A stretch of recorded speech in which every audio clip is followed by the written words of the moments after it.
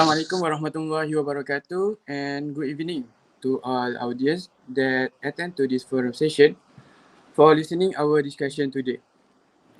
I, Muhammad Syarul Hakimi bin Syafuzi, as a moderator for this group, will conduct this forum which is about violence against children. Before we start our discussion, I will introduce all the members one by one that act as panelists for this time. First of all, we have Dr. Nur Ain Jasmine binti Jamal, psychiatrist at HUKM Psychiatry Department. Next, we also have Mr. Amar bin Ibrahim, psychology degree holder, and Dr. Rivaksini Ananpupan Primaraj, act as medical pediatrician from Johor Bahru that will discuss about violence against children.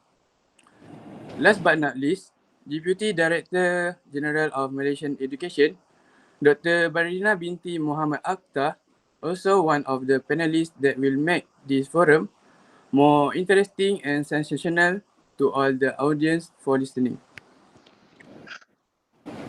Children, as the most vulnerable members of our society, deserve a safety and secure environment to grow and thrive.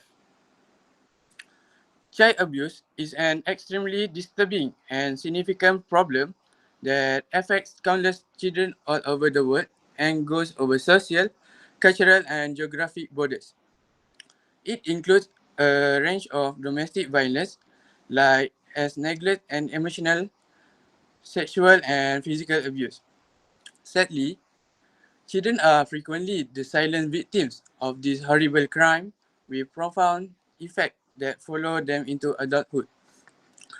George Quartas once said in his research in 2022 that violence against children is a widespread problem with devastating and costly consequences for individuals and societies. The World Health Organization (WHO) defines violence against children as the intentional use of physical force or power, threatened or actual, against people under 18 years old that result in or has a likelihood of resulting in harm, death, psychological injury, maldevelopment, or deprivation. So, for Dr. Ain, I have question for you. Uh, what are the factors that causes the child abuse globally? Thank you to our moderator Sharul for giving me the chance to speak. First of all, I think the cause of the child abuse is stress or depression. A relationship between parental stress, depression, and child abuse is a complex and a sensitive issue. So, stress and depression can contribute to child abuse. Uh, sorry, Dr. Ain, Yeah. but I want to ask, what are the factors of parent depression? In my opinion, financial struggles, marital problems, or work environment pressure are the factor for depression or stress because it can amplify stress levels, potentially leading to a decreased ability to manage emotion and respond appropriately to a child's needs. Okay, so based on the article that I found by Chen C in 2023 February, the authors say parents who have high levels of depression may pay attention to negative events, which may increase their parenting stress, and these high levels of parenting stress may increase the risk of child maltreatment, which in turn contributes to child internalizing and externalizing problems. Okay, so Uh, next, yeah, right. Go on, go on. okay. For the next cause of the child abuse is unrealistic expectations. Parents tend to set excessively high or unrealistic standards for their children. It can create toxic environment that places under pressure for both parents and the child. Dr. Ain, Yeah. uh, how parents' unrealistic expectation can cause child abuse? I think parents with unrealistic expectation may demand perfection, exceptional achievements, or conformity to strict standards that exceed child's development capabilities. When children fall short of these unattainable goals, it can lead to frustration, disappointment, and abusive behaviors, include physical, emotional, or verbal abuse. Based on the article that I found by Martins, Mathis, and Sani in May 2023, the authors said that it is still prevalent for these parents to have a negative self image, which arises from their own early experiences, and then project this negativity onto their children. Furthermore, they may struggle to empathize with their child, and when their child's daily needs clash with their own, they experience high level of stress and frustration. I think the last point for the causes of the child abuse is past childhood experience. Um, Okay, thank you, Dr. Ain. But I have a little question for you. Based yeah. on your experience, is there any patient that have been in this situation? Okay, so from my experience, some of my patients have gone through this situation. The cycle of abuse can often perpetuate it through past childhood experience. Parents who have experienced abuse or neglect in their own childhood may struggle with unresolved trauma and coping mechanism, potentially leading to abusive behavior toward their own children. Individuals who have been victims of abuse may carry the emotional scars into parenthood, impacting their ability to form healthy child relationship. Okay, so based on the article I found by um, a, by Business Please Consultant FCE in November 2018, child abuse almost okay in many families with abused parents. So the parents are reflecting that on their children. Some of the parents are young and they don't know how to deal the difficulties that they face when they take care of their child. So I think that's all from me. Thank you. Okay, thank you, Dr. Ain, for the points of causes of child abuse. So we go next with Amma. Okay. So, Mr. Amma, Yes. from the factors that has been listed by Dr. Ain, what are solutions that can you suggest to overcome the children violation problem? Okay. So first of all, thank you for our moderator. And first of all, I want to say that I am really honored to be here because we have a very knowledgeable and experienced panelist. Okay, so for my math aspect, I want to explain about ways to avoid child abuse. So before that, I want to say that from article from Free Malaysian Today, published on 18 September of 2023, 3,000 child abuse in the first 5 months of 2023. This show that child abuse cases is really serious in Malaysia. So for my first point, as a parent, we have to be a good example for our child. Uh, Right? I want to interrupt you. Yeah. Sorry for interrupt. How the parents can show good example to their own children? Okay, it is really simple for a parent to be a good example. So a parent should provide their child with basic necessities like shelter, food, and education. It's not only that, as a parent, we have to find a free time to spend with them because child abuse is not only on physical abuse, it's also into mentally abuse. So that we have to take care of their mental health.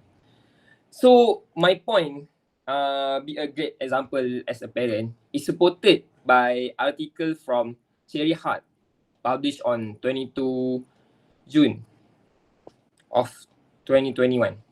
It says that mostly children learn through imitation. For the most part, they look up for their parent.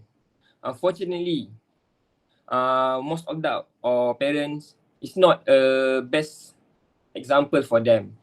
So they grow up thinking that abusive is a correct way to correct way or action taken, so that we as a parent have to show that have to show our children a good example and give them love they deserve.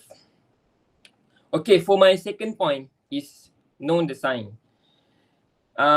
We have to know the sign because mostly we think that abusive is only in the outside, like physical abuse, like that, like injuries. Because injuries are not the only sign of child abuse. Depression can also be a sign of abuse.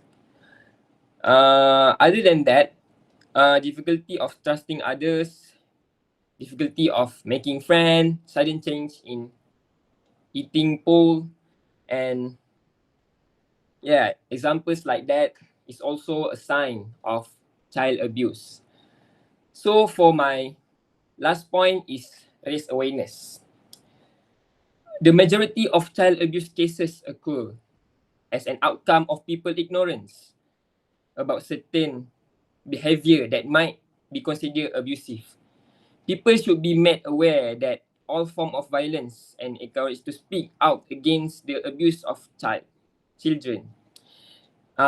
This is also supported by article from Sherry Hart. Okay, so if possible, we as a responsible parent or adult, we have to show them, we have to assist others that like they don't know about abusive.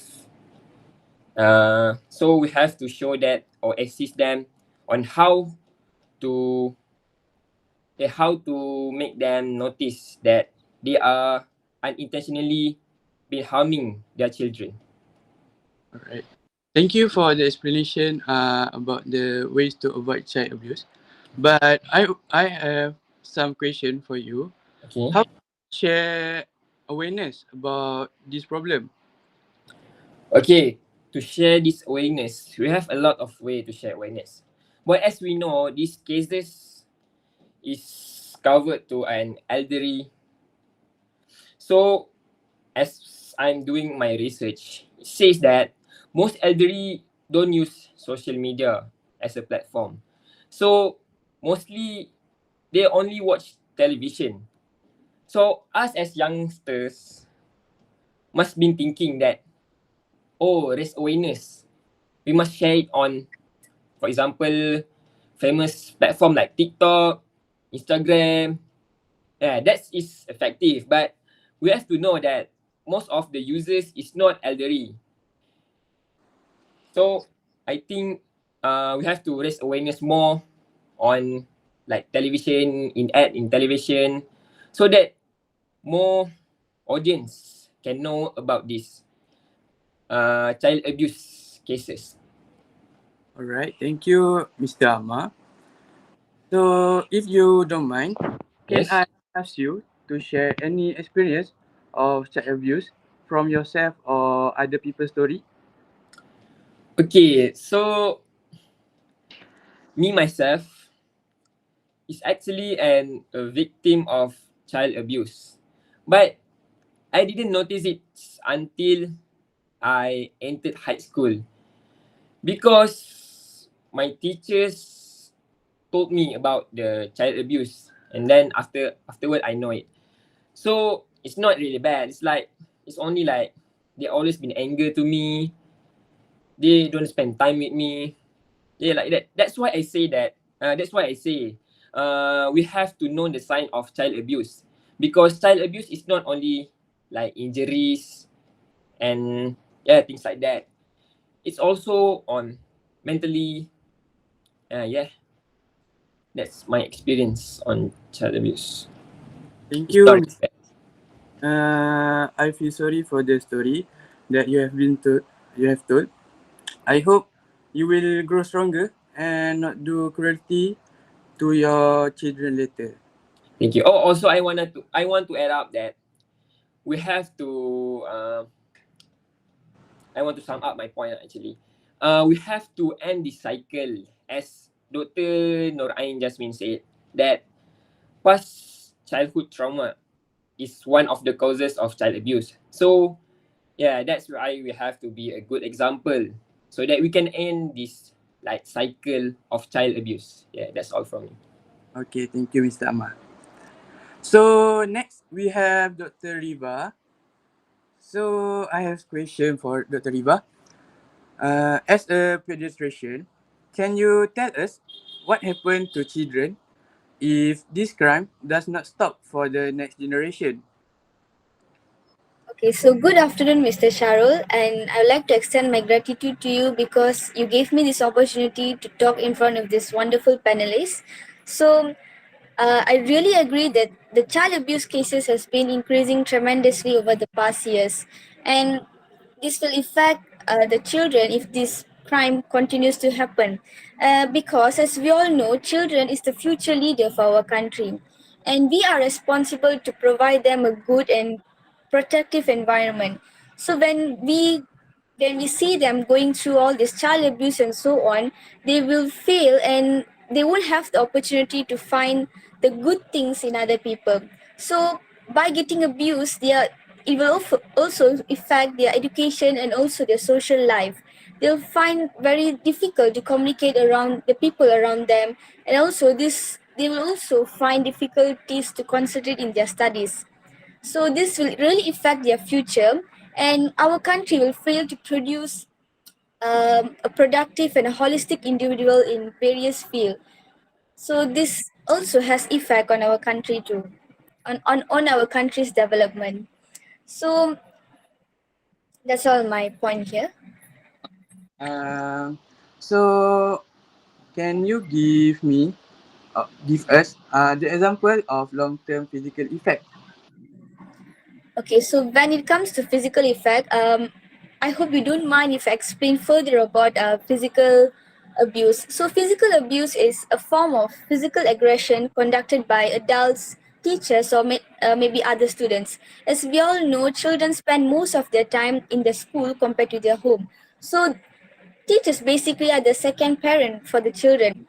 But what the teachers do sadly, they misuse their power in the name of disciplining them. So hereby, many children are going through physical abuse. Like you might find them have serious wounds, bruises, or fractures on their body. So there are several long-term effects that we could find in this. For example, they might have hearing and vision loss, lifelong disabilities like walking difficulties, brain and spine injury, and so on. So, based on the National Library of Medicine data, mostly these child abuse cases, the most frequent cause, it could also lead to that, like commit suicide and homicide. So, the most cause that leads to this child's death is due to physical abuse, intracranial hemorrhage, and intra-abdominal trauma. So basically, what are these two? Intracranial hemorrhage is injury involving around the brain area, while intra-abdominal trauma is injury involving the abdominal area. So, and also based on the article they've read by Gonzalez, the author has mentioned that approximately 80% of those who have attempted suicide had a history of child abuse. So this has proven that a death is also can be affected. They might have a history of child abuse. And I would like to move on to my second point also because this is so much related, which is on the psychological and emotional effect. So, psychological and sexual violence are the two types of violence that really disturbs a child's emotion, and that's where a child undergo a mental breakdown at that very young age. So, psychological violence may involve isolating, rejecting, insulting, or spreading rumors about a child, and sexual abuse can also involve intimidation of sexual nature and so on. So, sorry for disturbing you, but I want to know what are the symptoms that we can observe in the child who are being abused, physical, psychological or emotional. Based on my observation, there are several symptoms that you could easily observe with them. Firstly, the signs are they are when they are being abused emotionally. You can observe in their speech. They will find difficulties to talk, like shattering, being visibly upset, and also being timid around certain people. They'll have the fear to communicate to the people around them. This is because they have a very high level of anxiety and also fear in them. They will also feel afraid to express their opinion and feelings on the certain things just because they are afraid they will be teased by the people around them.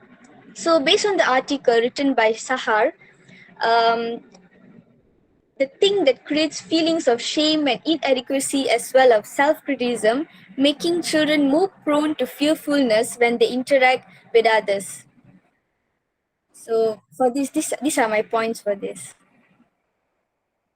Alright, thank you, Dr. Riva. So I want to ask you some question, other question. Are there any effect on their behavior? Yes, you could observe a severe changes in behavior in the children. For example, based on our observation, we have noticed that these kind of children uh, will fail to understand and empathize other people's situation. They'll find difficulties to understand what people are going through. They'll be quite selfish and more comfortable with their own environment.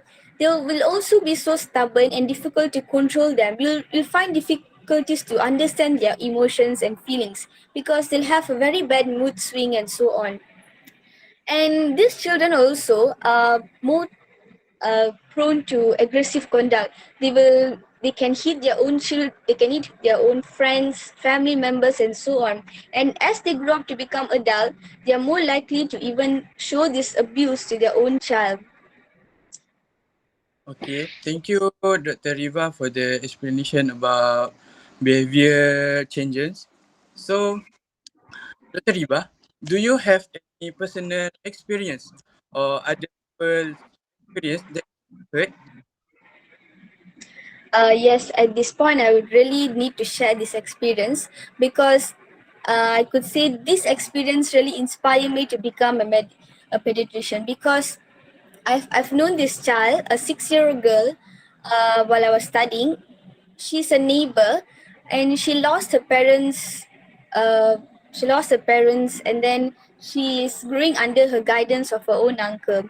So, and then one day I noticed her being so down, and I've noticed severe changes in behavior in her. She find difficulties to talk, like there are severe changes in her own speech. So when I asked her and tried her to share her own problem, then she explains what all her uncle did to her. She basically gone through this physical abuse for the past few months. And so what I did was this was very inspiring for me to conduct several campaigns on child abuse and also to treat child and to change their psychological, their mental and emotional state into a positive thing. So and now this girl is doing very good in her own field. Okay, thank you, Dr. Riva, for the story that have you shared. Last, we have Dr. Badrina. Besides the effect that has been revealed by Dr. Riva, what are other impacts on children based on their daily life, especially in school? Thank you, moderator. There are many effects that may happen to children abuse that can affect on their daily life in school. First and foremost, one of the effect is academic performance. Children will get a harder time maintaining good grades in school due to their stressful home life, which leads to a lack of focus in the classroom. These issues are severely hurting the education of many children, which damages their conscious development. The abuse can be like physical, emotional, sexual, or neglect. The scars can be deep and can have a negative effect on a child's education.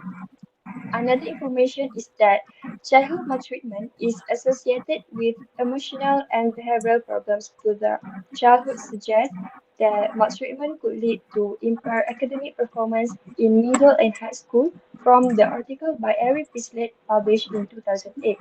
Unstable households are the number one cause of children not performing at the level of proficiency in the classroom.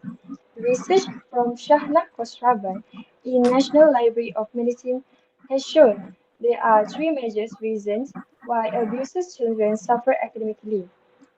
In general, it can be the abuses children suffer academically. In general, it can be the potential to delay the academic progress of students. In specifically are poor communication or social skills and behavioral problems. Other than that, failure to provide a child with basic necessary needs is known as neglect. Neglect has become the most common form of child abuse, right? And its effects have been recognized as the most detrimental to a child's development. It also can cause an emotional trauma and stress from abuse, also may lead to difficulties concentrating, learning, and achieving their full academic potential. Okay, thank you Dr. for the point. Uh, but I and other audience want to know more who are playing an important role to take care of those children after or maybe to prevent abuse on children. Okay, let's begin with behavioral issues. Child abuse might cause disordered psychological development and behavioral problems. A victim of child abuse often suffers from more than one type of abuse, which altogether may lead to psychological problems such as low self-esteem, which could later lead to high-risk behaviors such as inattention, hyperactivity, impulsivity, and other defining behavior. As far as I know, a child's behavior is an outward manifestation of inner stability and security. Parents can observe the development of the child throughout their life. All types of abuse are damaging to children physically, emotionally, and psychologically and can cause long-term difficulties with behavior and mental health development, stated from the article by Abdul Aziz Al-Odayani. Children will feel unappreciated and isolated when they are abused, and then strange behavior will begin to occur. Other than that, maltreated children are also prone to difficulty in forming new relationships with peers and adults and in adapting to norms of social behavior. And also, parents need to be aware and alert to the indicators of child abuse and neglect so that appropriate interventions can be provided to improve outcomes for those children. So, parents and also teachers have an important role in recognizing behavior clues that suggest child abuse and in providing help to protect children. Children who experience abuse may exhibit behavioral problems in the classroom. From Michael O. Unguda's article in World Journal of Clinical Pediatrics stated they might display aggression, withdrawal, which mean less participative, or difficulty forming healthy relationships with peers and affecting their overall social and emotional development. Okay, thank you Dr. for the explanation of uh, uh, I this I have a question for you. How can the physical emotional health issue resulting from abuse impact victim's consistent attendance at school? Well, if you ask me, they might will having a poor attendance and poor engagement in school activities. Most probably, victims of abuse may struggle with consistent attendance due to their physical and emotional health issues. Additionally, the emotional toll can hinder their engagement in classroom activities and making it challenging for them to participate actively in the learning process. Research from Yulia Senderovich in August 18, 2018 has demonstrated how domestic violence impacts on students' engagement in learning when living within as well as learning abusive homes. Those living domestically violent homes face the additional threat of temporary homelessness or overcrowded accommodation. Moreover, non-permanent accommodation has an impact in the classroom through children's lack of ability to participate social and academically.